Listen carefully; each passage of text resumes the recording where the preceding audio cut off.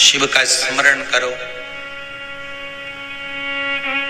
पूर्णिमा के दिन चावल का एक आखा दाना जानते हो, पूरा खंडित चावल नहीं, कितना चावल, एक दाना चावल का शंकर भगवान के शिवलिंग पर समर्पित करिए। एक बेलपत्र जिसका डंडी का मुख अपनी ओर हो, जहां से चावल चढ़ाया है, उस चावल के ऊपर अपनी कामना कर कर रख दीजिए और चंद्रमौली भगवान का स्मरण करिए। कौन से भगवान? शंकर भगवान का सर्वश्रेष्ठ सुंदर नाम है चंद्रमौली। चंद्रमौली भगवान का स्मरण करिए, अपनी कामना कर कर बेलपत्र समर्पित कर कर शिव जी पर एक लोटा पानी, एक जल पात्र समर्पित करो, कलश से जल चढ़ा दीजिए, नैनों में वो जल लगाकर अपनी कामना कर कर वापिस घर को आइए। अगली पूर्णिमा आएगी, जो कामना करी है मेरा चंद्रमौली भोलेनाथ उसे पूर्ण कर ही देगा। आप सभी को सुंदर पूर्णिमा की बहुत बहुत बधाई हो। बाबा विश्वनाथ की कृपा आप पर सदा बनी रहे।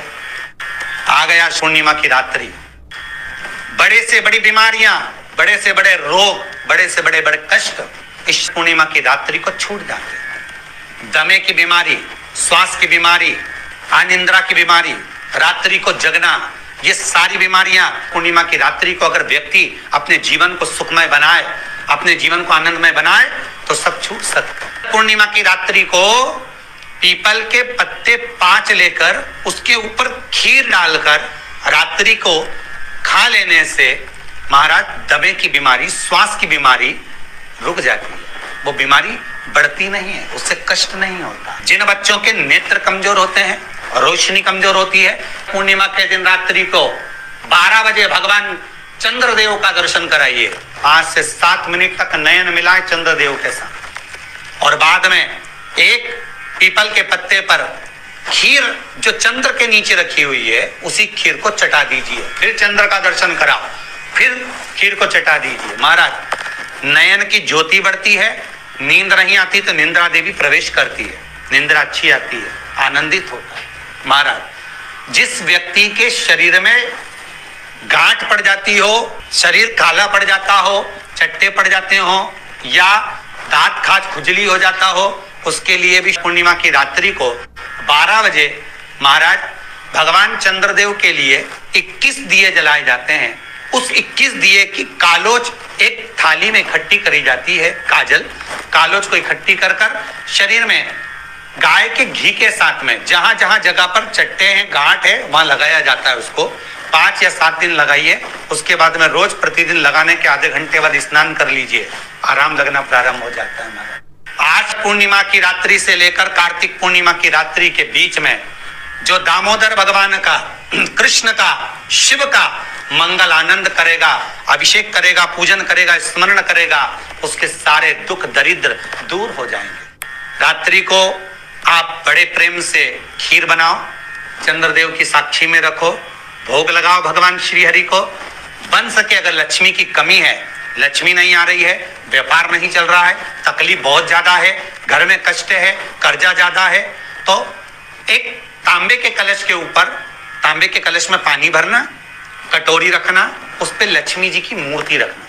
लक्ष्मी जी की मूर्ति नहीं हो तो चांदी का सिक्का रखना। उसके सम्मुख में आप 31 दीपक घी के लंबी बाती के जला देना। महाराज एक एक कमल गट्टा उस 31 दिए के अंदर डाल देना और लक्ष्मी जी का पूजन करना, लक्ष्मी जी का स्मरण करना, खीर का भोग लगाना, पान के पत्ते पर खीर रखना, 5 पत्ते पर खीर का भोग लगाना और माता लक्ष्मी से विनती करना। सुबेरे 4 बजे तक वो रखे रहने देना, सुबह 4 बजे वो उठाना, लक्ष्मी को वापिस तिजोरी में या सिक्का हो तो उसको अलमारी में रख देना। जो खीर बनी है वो प्रसाद के रूप में सुबह 8 बजे, 10 बजे, 9 बजे जब खाना हो प्रेम से पाना।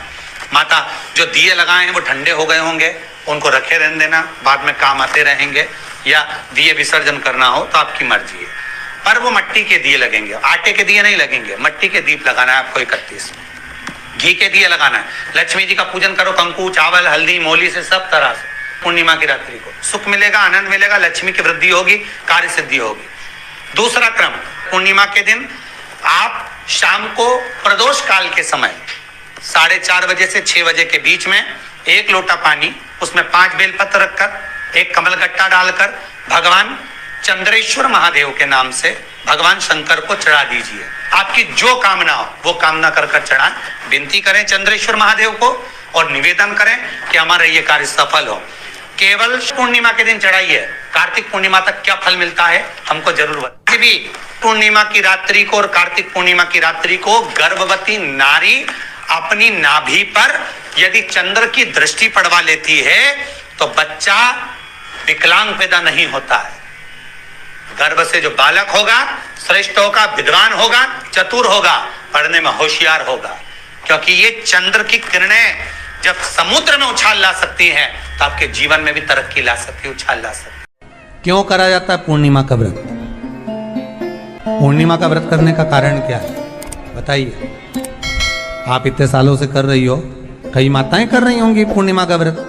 एक समय फलाहार करती हैं, एक समय भोजन करती हैं।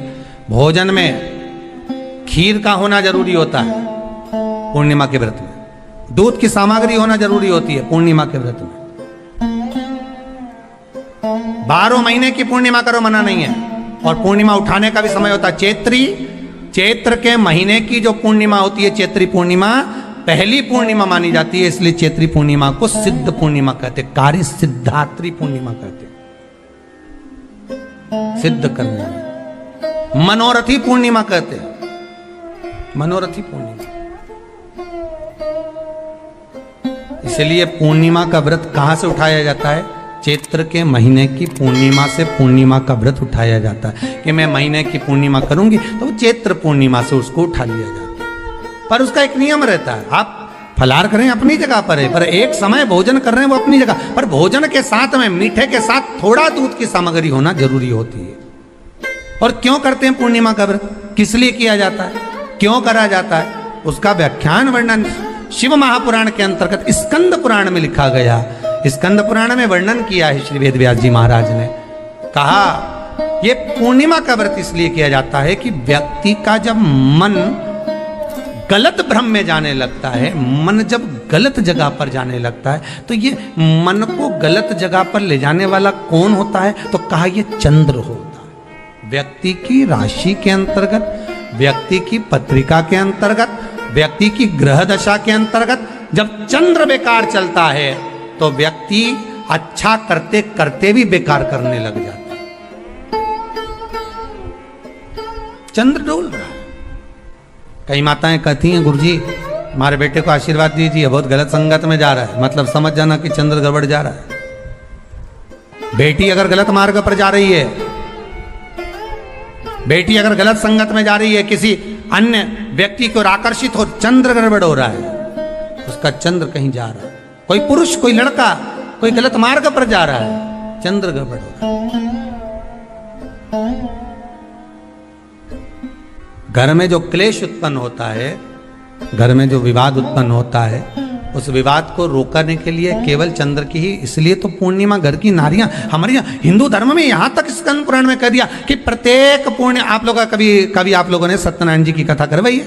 जितने लोग आस्था चैनल पर कथा सुन रहे हैं, जितने लोग फेसबुक यूट्यूब पर कथा सुन रहे हैं, यूट्यूब पर कथा का श्रवण कर रहे हैं, उनने कभी सत्यनारायण की कथा करवाई होगी। तो उसमें लिखा है हर कार्तिक, हर पूर्णिमा को, हर संक्रांति को ब्राह्मण सत्यनारायण भगवान की कथा या राजा या वैश्य कथा को कराता था, या बढ़िया कथा कराता। सुनी कि नहीं सुनी ये बात? सत्यनारायण भगवान की कथा में लिखा है, स्कंद पुराण के अंतर्गत जो सत्यनारायण भगवान की कथा का स्मरण किया उसमें लिखा है प्रत्येक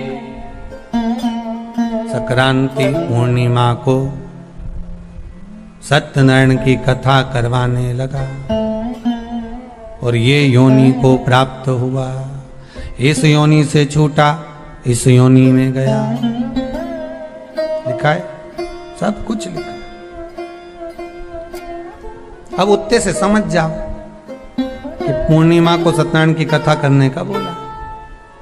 तो पूर्णिमा को सत्यनारायण की कथा का क्यों बोला? वैसे तो रोज कराओ सत्यनारायण जी की कथा, प्रतिदिन कराओ, मना नहीं है। आप क्या कोई विशेष फंक्शन है आप सत्यनारायण जी की कथा करवा, पर पूर्णिमा संक्रांति को और संक्रांति को पूर्णिमा को सत्यनारायण की कथा का स्मरण क्यों करवाया गया? क्योंकि पूर्णिमा के दिन अगर ये भगवान का व्रत रख लेगी, पूर्णिमा के दिन अगर ये खीर का प्रसाद बना लेगी, थोड़ा सा दूध की कोई सामग्री बना लेगी और भगवान को भोग लगा देगी, भले सत्यनारायण भगवान के भाव से बनाए, भले सत्यनारायण जी के निमित्तार्थ बना, पर अगर इसने सत्यनारायण भगवान के निमित्त से बना, पर पूर्णिमा के दिन अगर ये व्रत रखेगी, उपवास रखेगी या कोई सामग्री बनाकर भगवान की पूजन कर लेगी, तो इसके घर में जो अशांति है वो शांति में बदल जाएगी। इसलिए कई घरों में आज भी सत्यनारायण भगवान की पूजन हर पूर्णिमा को करती है। माता किताब लेके बैठ जाती है, तुरंत उन्हें ऑफिस जाना, कहीं काम पे जाना, और तुरंत उसने जल्दी कलश रखा, कलश नहीं भी रखे तो भगवान की पूजन कर कुरा के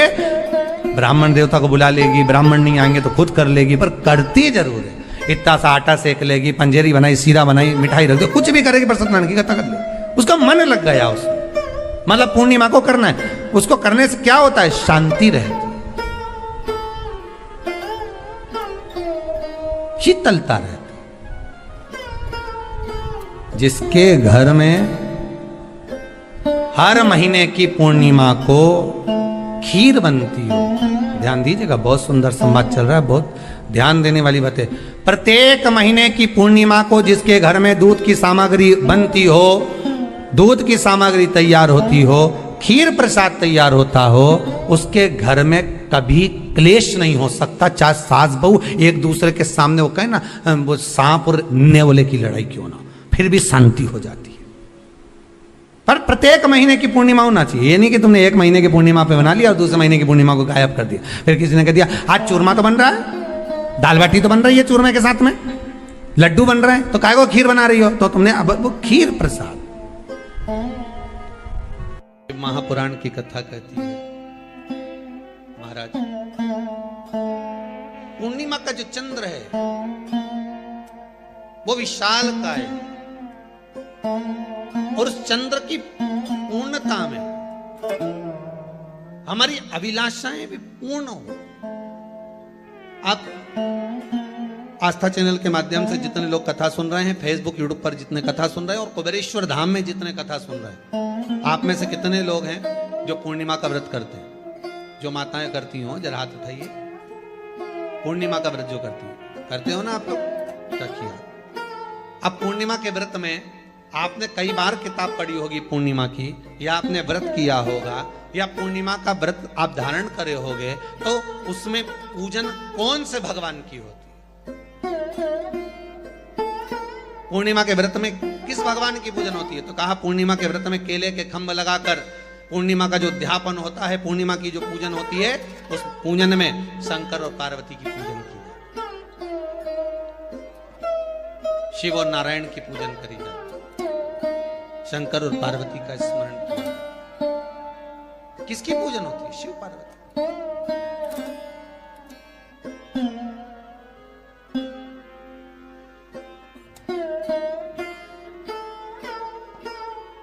क्यों शंकर और पार्वती का पूजन क्यों करा जाता है पूर्णिमा के व्रत में? क्योंकि शिव और माता पार्वती ही केवल एक ऐसे हैं जिन्होंने अपूर्ण लक्ष्मी को भी पूर्ण बना दिया था। किसको पूर्ण बनाया है? लक्ष्मी। शरद पूर्णिमा के दिन अगर आप शंकर भगवान को एक लोटा पानी अगर शिव को समर्पित कर रहे हो, श्वेत पुष्प को रखकर शंकर जी के ऊपर सफेद फूल को चढ़ाकर अगर एक लोटा जल भी, एक पात्र जल भी शंकर को समर्पित कर रहे हो, तो ये लक्ष्मी के लिए ही तो कर रहे हो। और कौन सी लक्ष्मी? पूर्ण लक्ष्मी। पूर्ण लक्ष्मी। आपको पहले भी कथा में कहा, एक बार भगवान विष्णु के सामने लक्ष्मी मैया ने बहुत तेज स्वर में कह दिया था, नारायण, दुनिया के लोग आपका नाम जपते हैं, दुनिया के लोग नारायण नारायण कहते हैं, दुनिया के लोग आपका भजन करते हैं, पर सत्य मायने में कहूं ना तो मेरे बिना दुनिया के लोगों की नहीं चल सकती, मेरे बिना दुनिया नहीं चल सकती, संसार मेरे बिना नहीं चल सकता। भगवान विष्णु ने कहा ये तो गलत है लक्ष्मी आपका कहना। एक दिन लक्ष्मी को अहंकार आ गया, अहंकार के संबोधन जब माता लक्ष्मी करने लगी तो भगवान उसी समय पर भगवान विष्णु को क्रोध आ गया और भगवान विष्णु ने कह दिया लक्ष्मी तू इतनी बड़ी बड़ी बात कहती है कि तेरे बिना नहीं रह सकती संसार। मैं तुझे कहता हूं लक्ष्मी तू अपूर्ण है, तू अपूर्ण है, तू पूर्ण कब हो गई?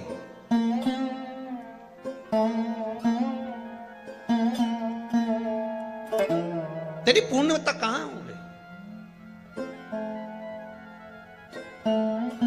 लक्ष्मी की आंख से आंसू बहने लगे। आज आपने मुझे अपूर्ण कहा, आपको मालूम है आप मुझे अपूर्ण कह रहे हो? आपको ये ज्ञात हो रहा है आप मुझे अपूर्ण कर रहे हो? भगवान कहते हैं हाँ लक्ष्मी मैंने तुझे अपूर्ण कहा। अपूर्णता का मतलब आप जानते हो ना? भगवान कहते हैं लक्ष्मी मैं सब जानता हूं।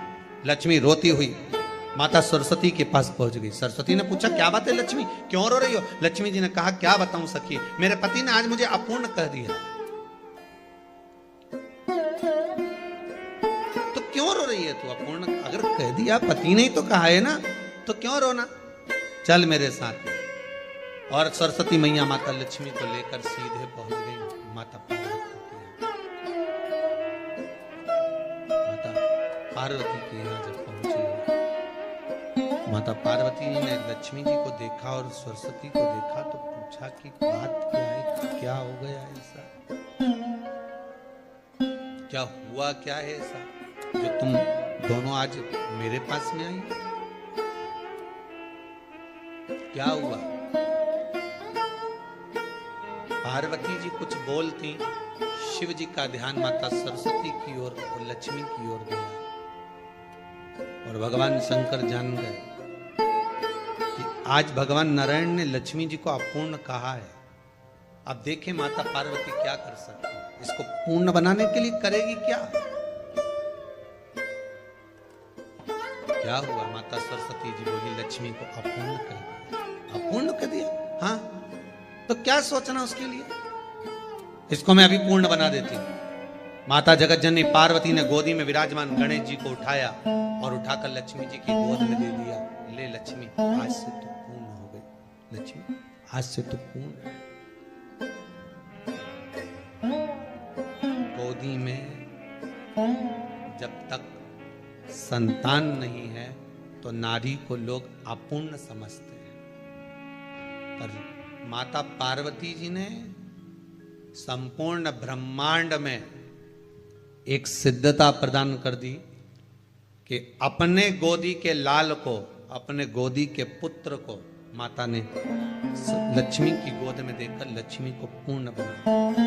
वो दिन कौन सा था? यही शरद पूर्णिमा का दिन था।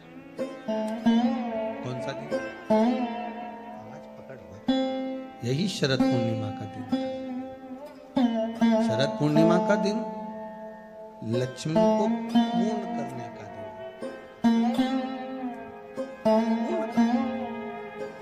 केवल अमृत ही नहीं बरसता, शरद पूर्णिमा के दिन लक्ष्मी भी बरसती। लक्ष्मी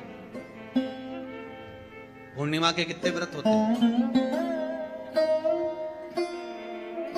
बोलते जाओ, जरा जल्दी जल्दी बोलो। पूर्णिमा के नारियों को, स्त्रियों को अखंड सौभाग्य के लिए, जो नारी वैधव्य नहीं होना चाहती है उस नारी को पूर्णिमा के कितने व्रत करना चाहिए? जिस नारी के यहाँ संतान नहीं हो, भगवान कृष्ण ने माता यशोदा को द्वापर में भी बताया है कि पूर्णिमा के 32 व्रत होते हैं। कितने व्रत होते हैं? 32।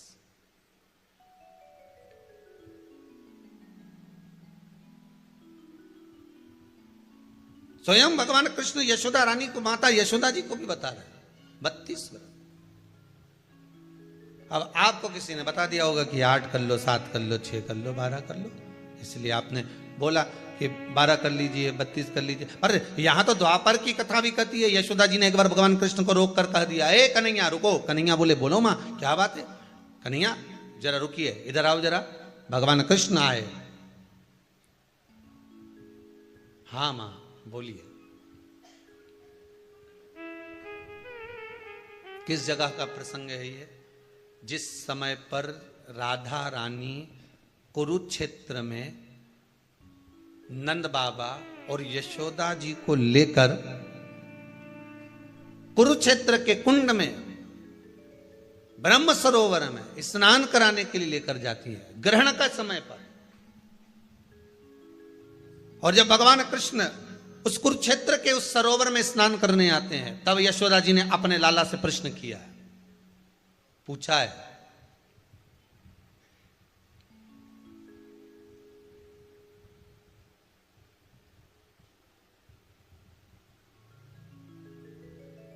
कि नारी वेधव्य होकर ना मरे,